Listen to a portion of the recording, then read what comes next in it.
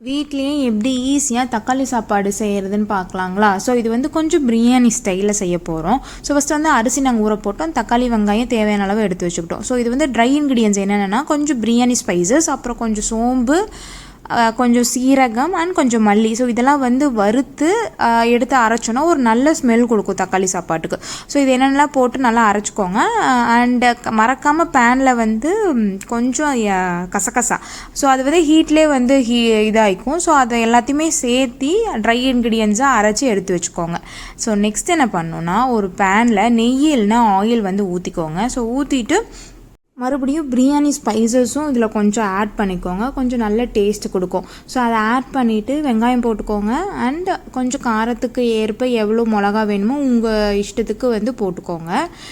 நாங்கள் 2 green chilli 2 வரமிளகா add பண்ணிக்கிட்டோம். அண்ட் கொஞ்சம் கருவேப்பிலை. ஸோ இதெல்லாம் ஒரு நல்ல ஒரு வணக்கிட்டு நம்ம அரைச்சி வச்சுருக்கோங்க இல்லைங்களா அந்த மசாலா. ஸோ அந்த மசாலாவை ஆட் பண்ணிவிட்டு கொஞ்சம் ஜிஞ்சர் அப்புறம் நம்ம வச்சுருக்க தக்காளியை ஆட் பண்ணி உப்பு ஆட் பண்ணி நல்லா அது ஒரு க்ரீமி டெக்ஸ்சர் வர வரைக்கும் நல்லா வதக்கி எடுத்துக்கோங்க. ஸோ இந்த ஸ்டேஜில் என்ன பண்ணணுன்னா, ஒரு மெயின் இன்க்ரீடியன்ட் கொஞ்சம் கர்ட் ஆட் பண்ணிக்கோங்க. ஸோ இது வந்து சாஃப்ட்னஸாக இருக்கும், சாப்பாட்டெல்லாம் கொஞ்சம் சாஃப்ட்னஸ் கொடுக்கும். ஸோ இதை ஆட் பண்ணிக்கோங்க. அந்த தக்காளி நல்லா வணங்கினதையும் நாங்கள் 2 டம்ளர் அரிசி எடுத்துருக்கோம், அதுக்கு 4 டம்ளர் தண்ணி ஊற்றிக்கணும். ஸோ அதை ஊற்றிக்கிட்டு நல்லா கொதி வந்ததுக்கப்புறம் உப்பு டேஸ்ட் பண்ணிவிட்டு தேவையான அளவு உப்பு போட்டு சாப்பாடு அரிசி எடுத்து போட்டுட்டு அண்ட் 2 விசில் நாங்கள் சிம்மில் வச்சு விட்டு இறக்கி சாப்பிட்டு பாருங்களேன். இந்த மாதிரி தக்காளி சாப்பாடு நீங்கள் எங்கேயுமே சாப்பிட்ருக்கவே மாட்டீங்க. சில பேர் வந்து அந்த நம்ம அரைச்சோம்ல அந்த மசாலா, ஸோ அது இல்லாமல் செய்வாங்க.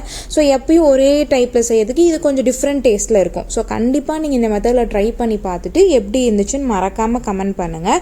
ஸோ இந்த மாதிரி ஹெல்த்தி வீடியோஸ் அண்ட் என்னோடய பேஜை பார்த்தீங்கன்னாவே தெரியும், பேபி ஃபுட் ரெசிபீஸ் எல்லாமே நான் போட்டிருக்கேன். ஸோ கண்டிப்பாக நீங்கள் எல்லாம் விசிட் பண்ணி பார்த்துட்டு கண்டிப்பாக சப்போர்ட் பண்ணுங்கள்.